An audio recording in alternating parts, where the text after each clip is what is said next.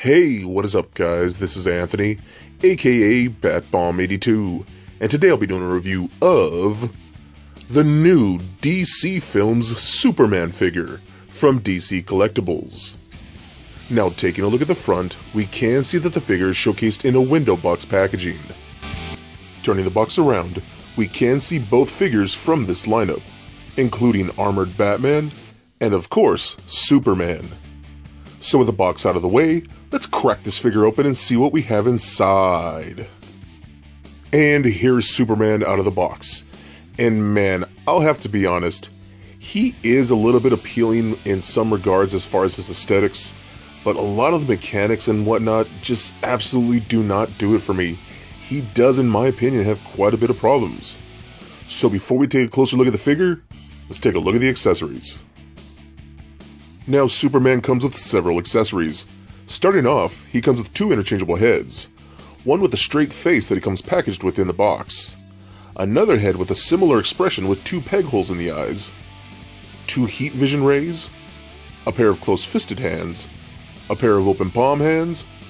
And a pair of flight hands. And lastly, he does come with a clear stand with multiple peg holes for pegging in an articulated arm that articulates at 3 points, and also comes with a clip. So with the accessories out of the way, let's take a closer look at Superman. Alright guys, now let's take a closer look at Superman here.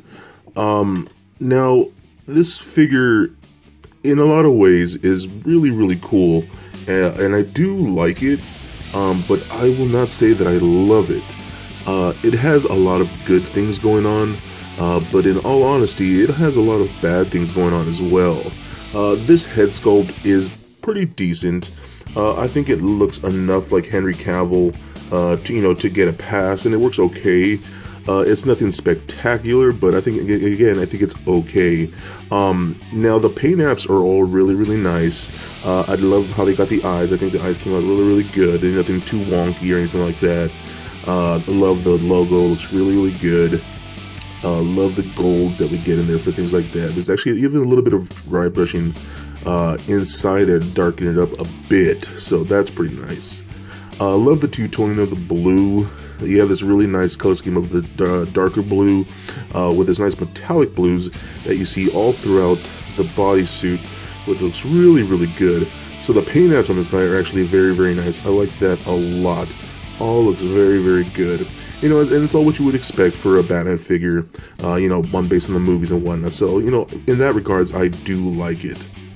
Now, the cape is a very nice, softer material. You can actually see it spreads out pretty good. And it does actually have bendable wire in there, just on the edges, on the sides like that.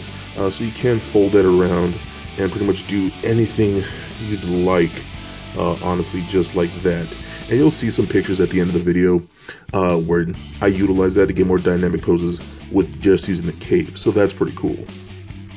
So now I do want to take a look at a couple of the accessories. He doesn't come with a whole lot, which is, kind of what you would expect with a Superman figure, honestly. He does have interchangeable hands. They are just little pegs like that, and then we can switch them on for another one, and they hold on there pretty well. I do like that a lot, so you do get some posing options with that. But then you do get this head right here. And this head, to me, is a little odd, to be honest. You can see the eyes are actually peg holes. Now, what you're supposed to do, you're supposed to pop this head off like that, and that is on a ball peg, and then you can switch it off for this one. Okay, and then you're supposed to take these little things that come with it.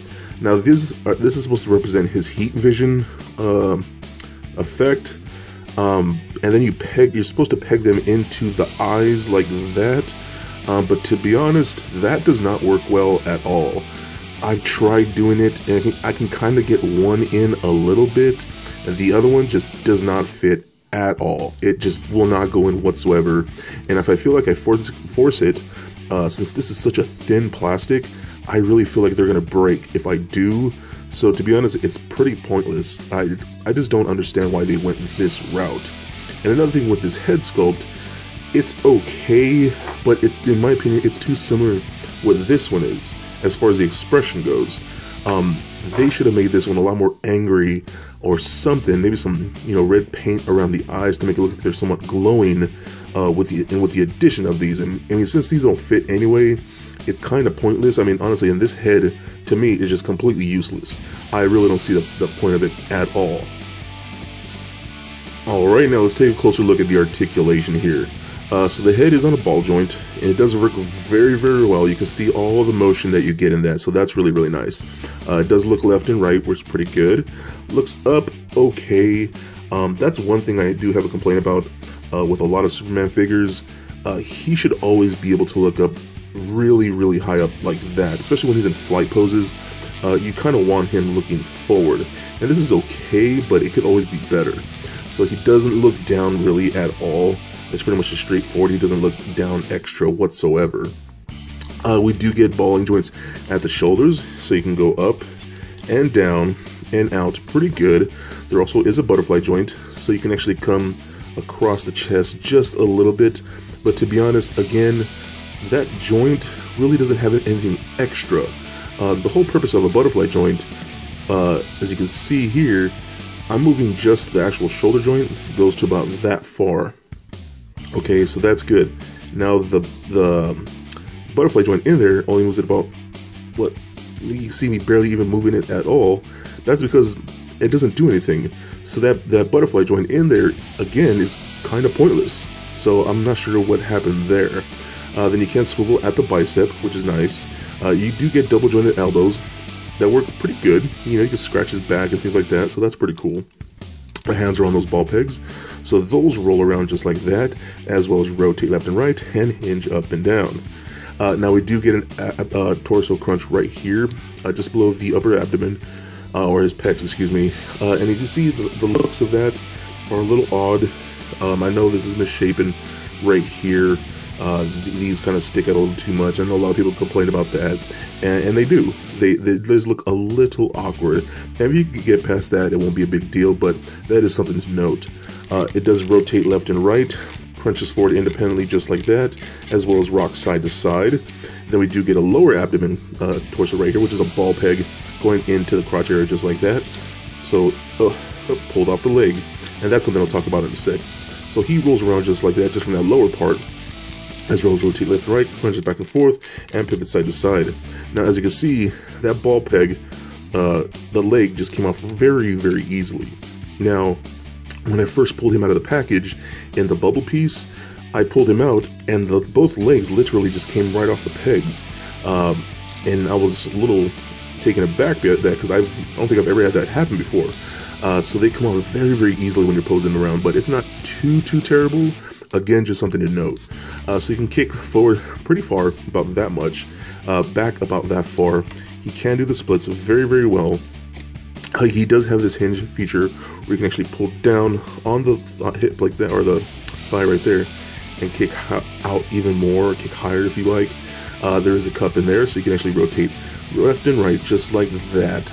And it's weird too, because again, the peg itself seems to be doing more of the rotating than the actual thigh cut in there. So again, just kind of pointless, really. Do get double jointed knees that work okay. They work good, but they do look kind of ugly with this kneecap like that. It comes out a little pointed, so that's okay too. No boot cut, but you do get toe articulation. You point the ankle up and down just like that. Rotate left and right, and then not really any ankle rocker in there. So the biggest problem I have with this figure, for the most part, it is an okay figure. It does look good in a lot of ways, and especially once you get him posed up, like on his flight stand and whatnot, I think he'll come out really, really good. But his lack of accessories, that alternate head is just ridiculous to me, and his price point. These are supposed to be your higher end figures, trying to compete with like imports and things like that, so they're about the $40, $50 area for this guy alone. To me, that's what kills this figure. If he were maybe a $30 figure, I can see warranting the purchase, but for the higher price tag, I just can't recommend it, honestly. So for a quick size comparison, Here he is standing next to a Marvel Legends Captain America figure, as well as a DCUC Batman figure. And just for fun, here he is standing next to little Lego Bat-Bomb. So there it is, guys, my review of the new DC Films Superman figure from DC Collectibles. Now this figure is just okay. He does look pretty good when you're posing him on a shelf. And I do like the fact that we get a posable cape. But with this higher price point, he has far too many problems. Some of those joints are just completely useless. The paint apps are okay, but the head scans could be a lot better. The alternate head is a complete waste of space, and those heat vision rays are just nothing but trash. So it's really going to be up to you if you love this Superman character enough. So please comment, like, and subscribe. Stay nerdy, my friends.